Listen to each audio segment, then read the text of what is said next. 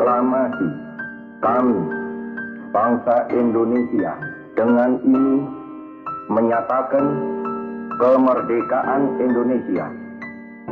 Hal-hal yang mengenai pemindahan kekuasaan dan lain-lain diselenggarakan dengan cara saksama dan dalam tempo yang sesingkat-singkatnya.